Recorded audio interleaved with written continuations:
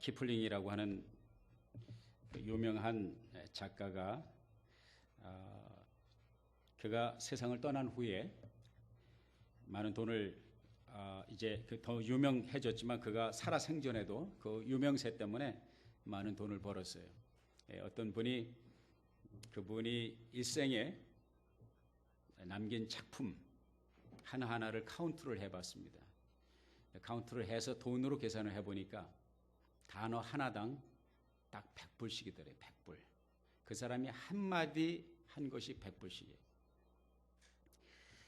그래서 한 기자가 그 계산을 한 다음에 키플링에 찾아가서 당신이 일생에 글로 표현한 모든 단어의 숫자와 당신이 번 돈과 비교를 해보니까 당신이 한 단어 쓸 때마다 100불씩 생기는데, 그러면서 주머니에서 100불짜리를 꺼냈습니다. 100불짜리를 꺼내서 저에게 100불어치 한 단어만 주십시오. 이러한 요구를 받았을 때 키플링은 그 100불을 마다하지 않고 받아서 지갑에 넣고 한 마디 딱 했습니다. Thanks. Thanks가 무슨 말인지 아시죠? 감사합니다. 옆에 분에게 표현해 봅시다. 감사합니다.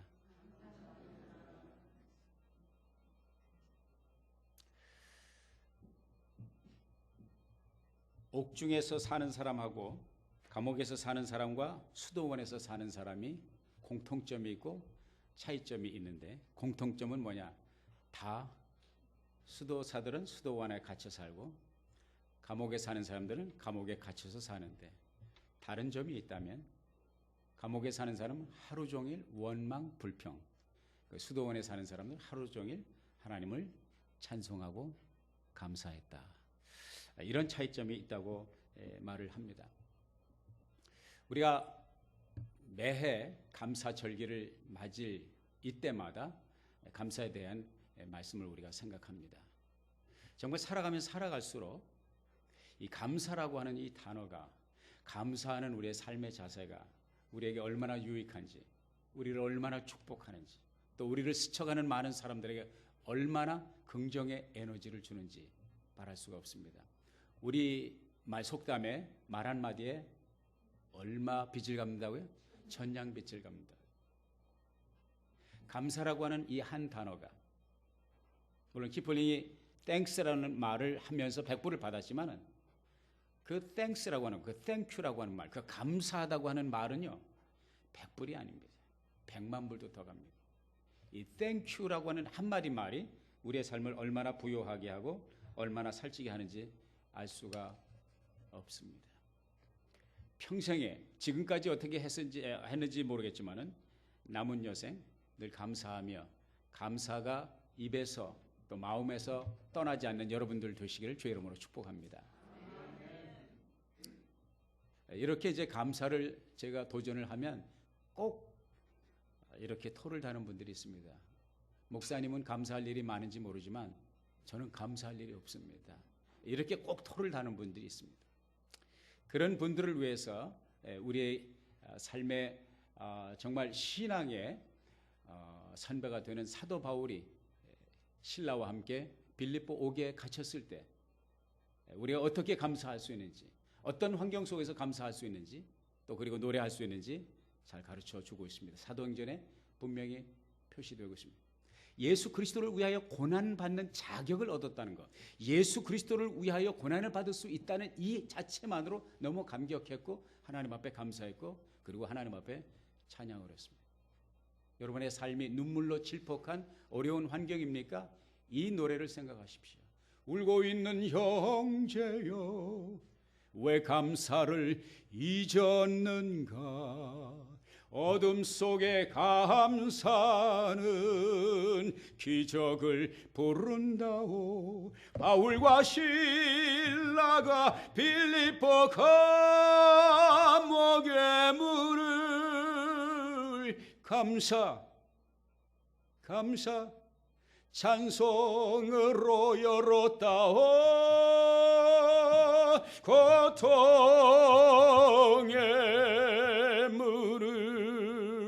찬송으로.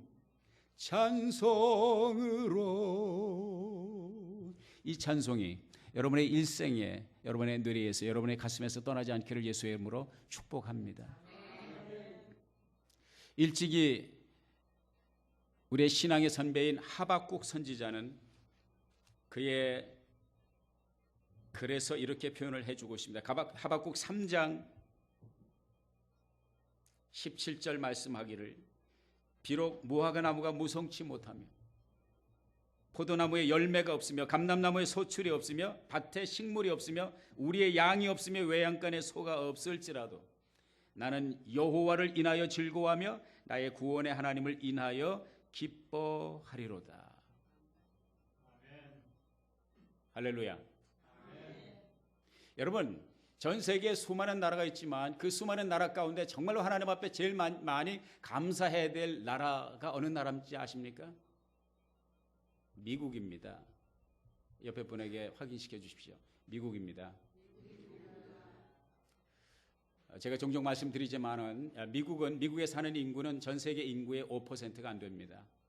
그러나 미국에서 소비하는 자원은, 미국 사람들이 쓰는 물질은 전 세계인들이 소비하는 물질의 25%를 더 넘겠습니다. 거의 30% 육박하겠습니다. 미국 사람들이 다 쓰는 거예요. 그렇기 때문에 미국에 사는 사람은 형편이 어려워도 하나님 앞에 감사해야 돼요. 아멘.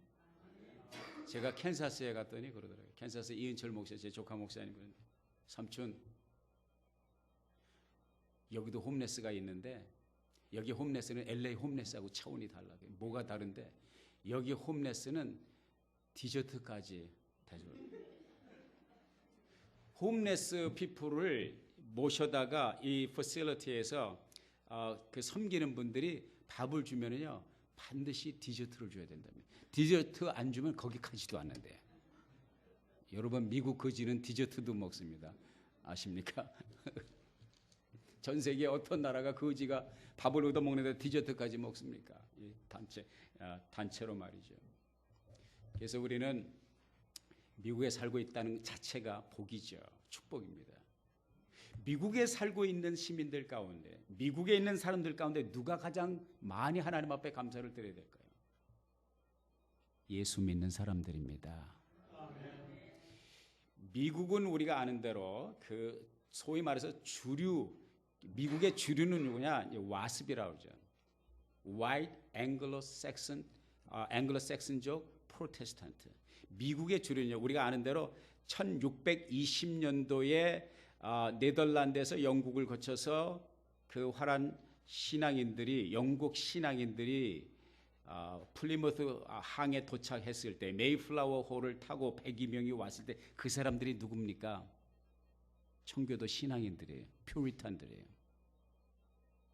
그러니까 미국의 건국자들, 건국의 이념은 청교도 신앙, 청교도 정신이란 말이죠.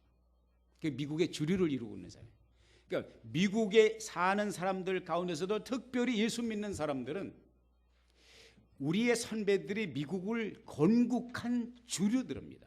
그러니까 우리가 한국 코리안 아메리칸이지만은 프로테스탄트 신교 신앙을 가지고 있는 사람들로서 우리는 미국의 주류로서 영향력을 가지고 있는 사람들이라는 사실을 우리가 잊어서는 안 될 것입니다.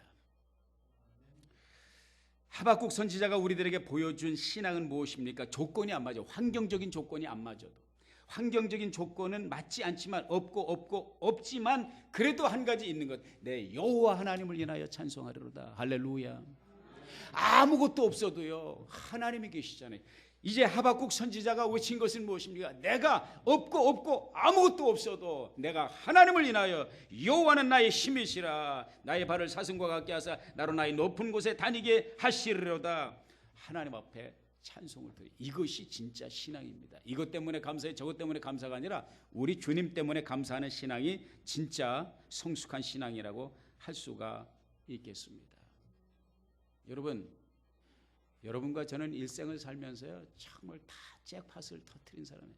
다 대박을 터뜨린 사람들이에요. 여러분 그거 아십니까? 우리가 이 세상을 살면서 예수를 만났다고 하는 이 복보다 더 큰 복이 어디 있습니까? 여러분 인생 70이요. 강건하면 80이라고 그랬습니다. 요즘에는 이제 보약들 많이 드시고 웰빙을 하도 추구하니까 거의 100세 시대가 도래하고 있습니다. 100년 사는 것과 80년 사는 것 무슨 차이가 있습니까? 20년 돌아보십시오. 여러분의 과거에 20년을 돌아보십시오. 얼마나 긴 세월입니까? No. 눈 깜짝할 사이에 지나갑니다.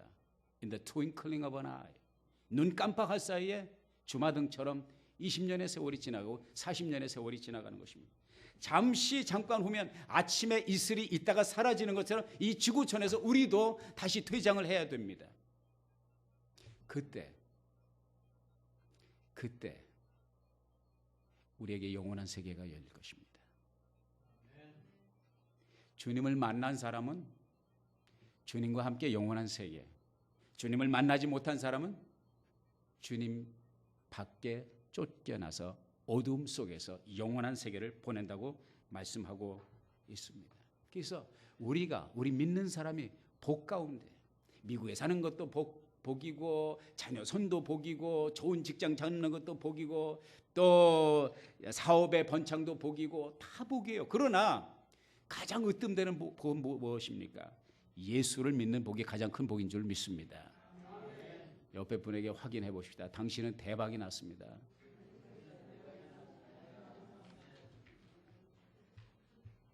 이러한 신앙을 가졌기 때문에 우리가 하박국처럼 감사를 드릴 수가 있는 거예요. 최효선 목사님, 뉴욕에 계신 최효선 목사님이 이제 자신이 느끼는 감사라고 하는 글을 그분이 쓴 책에서 소개를 해 주었습니다. 제가 읽어드리겠습니다. 때때로 병들게 하심을 감사합니다. 인간의 약함을 깨닫게 주시기 때문입니다. 가끔 고독의 수렁에 내 던져 주심도 감사합니다. 그것은 주님과 가까워지는 기회이기 때문입니다. 일이 계획대로 안 되게 틀어주심도 감사합니다. 그래서 나의 교만이 반성될 수 있습니다. 아들딸이 걱정거리가 되게 하시고 아내와 남편이 미워질 때도 있게 하시고 부모와 동기가 짐으로 느껴질 때도 있게 하심을 감사합니다. 그래서 인간된 보람을 깨닫기 때문입니다. 먹고 사는데 힘겹게 하심을 감사합니다. 눈물로서 빵을 먹는 심정을 이해할 수 있기 때문입니다. 때로 허탈하고 허무하게 하심을 감사합니다. 영혼에 접근할 수 있는 기회니까요. 불의와 허위가 득세하는 세대에 태어난 것도 감사합니다. 하나님의 의가 분명히 드러나기 때문입니다. 땀과 고생의 잔을 맛보게 하심을 감사합니다. 그래서 주님의 사랑을 깨닫기 때문입니다. 주님, 감사할 수 있는 마음을 주심을 감사합니다. 아멘. 에드워드 스펜서라고 하는 사람이 신학생이었는데 1806년도에 미시간 호수에서 배가 침몰되는 사고가 있었습니다. 수백 명의 사람이 인명을 잃게 되는 그러한 일촉즉발의 위기 속에서 자기를 깨우는 사람이 있어서 밤중에 이 에드워드 스펜서가 아닌 밤중에 홍두깨라고 자다가 일어나서 급한 연락을 받습니다. 미시간호에 사람이 빠져서 죽어가는데 빨리 가서 구출하자. 그래서 이 이야기를 듣자마자 미시간호로 달려갔습니다. 거의 1km 되는 지점까지 700m 넘는 지점까지 수영을 해서 사람을 건져 수영을 그래도 좀 했던 것 같습니다. 몇 명을 건졌냐면 16명을 건졌습니다. 16명을 거기를 왔다 갔다 하면서 건졌는데 거의 그러기 상태 완전히 기진맥진한 상태가 되었죠. 그런데 누군가 소리를 지릅니다. 한 사람이 더 남았습니다. 한 사람이 더 남았어요. 이제 자기도 죽을 것 같은데 그 한 사람을 건지기 위해서 다시 먼 곳으로 수용을 해서 있는 힘을 다해서 가서 그 마지막 남은 한 사람을 구출하여 내옵니다. 몇 명이 살았어요? 16 더하기 1은 몇이죠? 전자계산기 드릴까? 17명이 살아났어요. 세월이 지난 후에 그가 병석에 있을 때에 한 기자가 그에게 찾아왔습니다. 이 에드워드 스펜서에게. 당신이 그때 돌아보면서 17명을 구출했는데 그 뒤로 그들과 연락이 있습니까?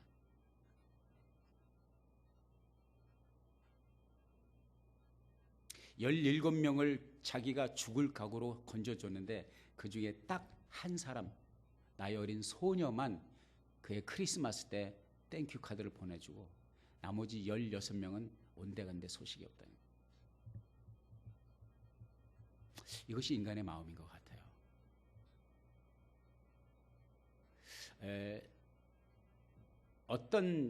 그래서 보았는데 평균적으로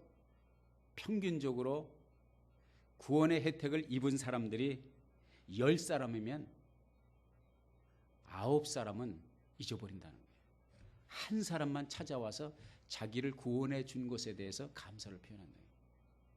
오늘 본문 말씀 누가복음 17장 11절부터 19절에 보면 10사람이 예수님의 능력에 의해서 일생일대의 무거운 짐, 저주, 문둥병, 요즘 말로 한센병에서 구원을 받았습니다. 몇 사람이 돌아왔습니까? 한 사람이 돌아왔습니다. 한 사람이 돌아왔습니다.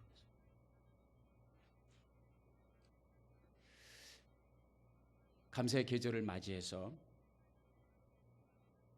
우리를 바라보시는 우리 주님의 눈가에 눈물이 아닌 기쁨을 드릴 수 있는 저와 여러분이 될 수 있기를 주의 이름으로 축원합니다. 예수님이 분명히 말씀하신 10명이 다 나음을 받지 않았느냐? 9은 어디 갔느냐? 9은 어디 갔느냐? 다시 말해서 찾고 계시다는 거예요. 우리 주님은 감사로 그에게 오는 자들을 기다리고 계시다는 거예요. 우리 1년에 한 차례 땡스기빙 데이, 땡스기빙 추수감사절뿐만 아니라 1년 내내 하나님께 감사한 마음으로 나와야 될 줄로 믿습니다. 아까도 말씀드렸지만은 우리의 삶의 여건들이 그렇게 넉넉하지 않고 어려운 환경들 속에 여러분 살아가는 거 압니다. 그러나 그런 속에서도 감사할 수 있는 믿음을 가지시기를 주의 이름으로 도전을 드리는 거예요. 데릴이라고 하는 분이 미국 목사님인데 남침내 교단의 목사님인데 이분은 갓난아이 때 아버지에게 버림을 받았습니다. 문간밖에 버림을 받았어요. 아주 갓난아이 때. 그래서 이제 이 집 저 집 전전하면서 또 고아원에서 자랐습니다. 물론 다행히 감사하게도 그가 아주 어렸을 때 그 문간밖에 버려졌을 때 동네 할머니가 그 아이를 입양을 했어요.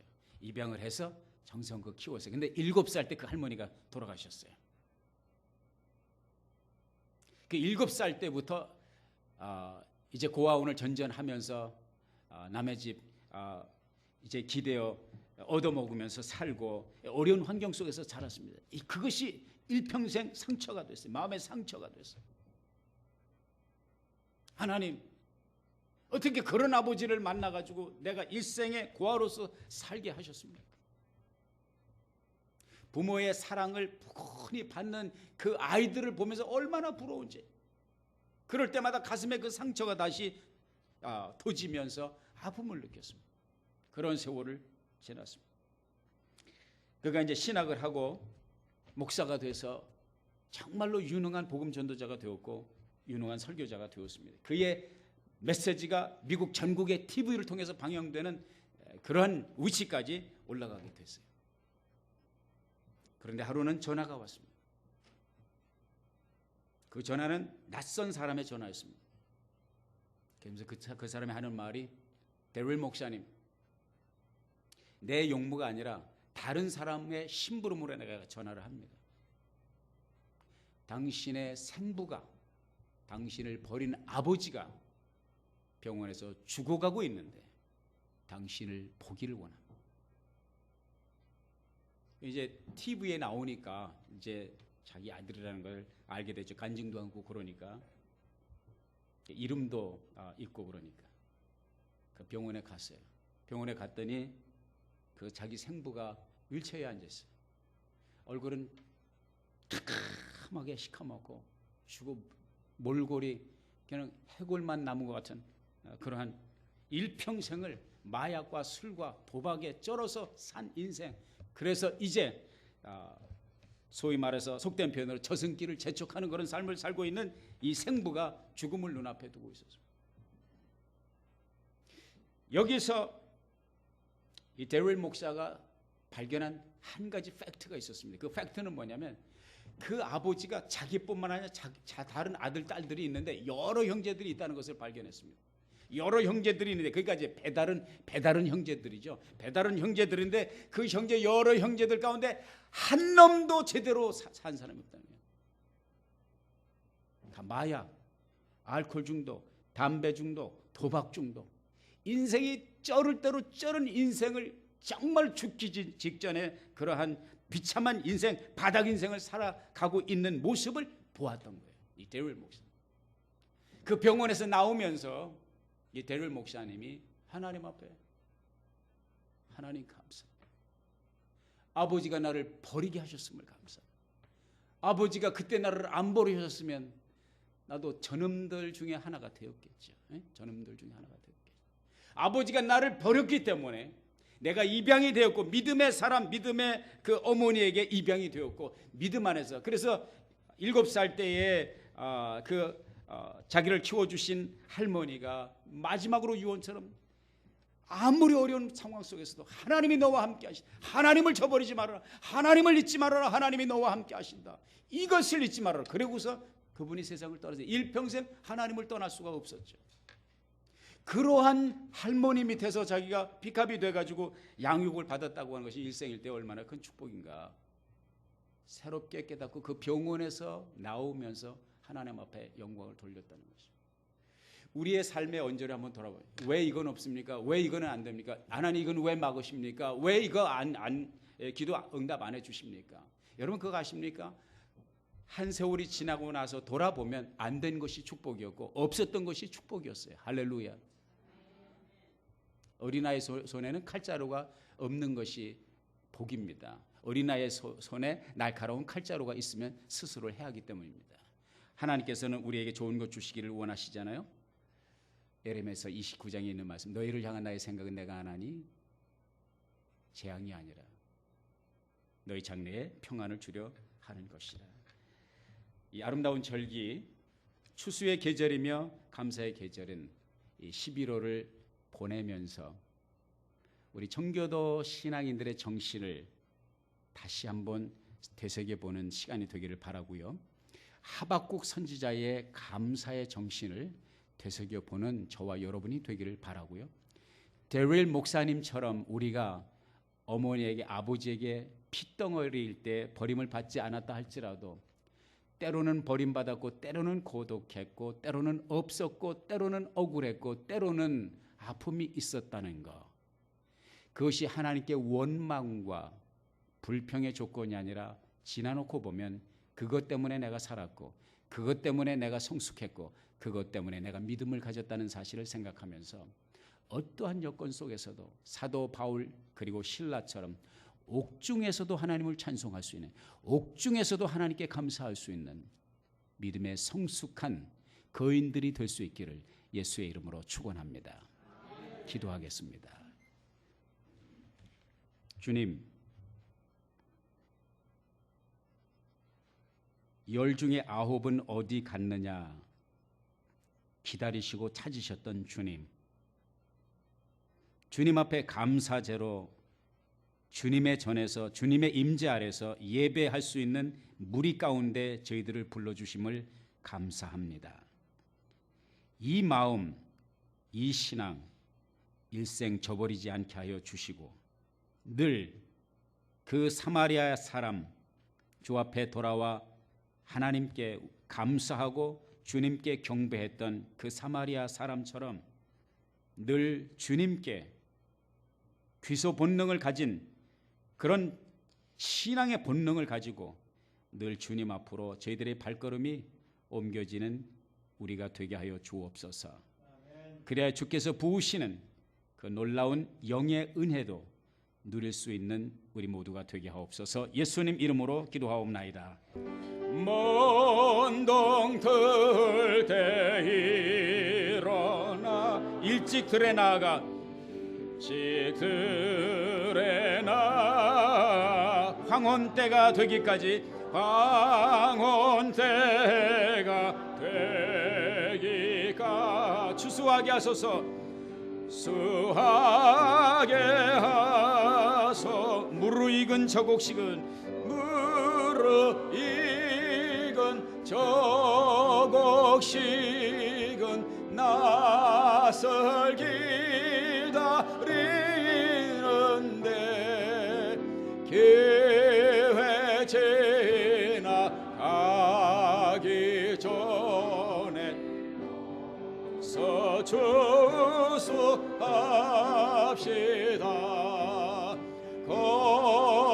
거두들인 모든 알고 장고 드린 후 주가 베풀 잔치 자리 우리 참여하게 아멘. 무르익은 조국식은 낯설 기다리는데 기회 지나가기 전에 어서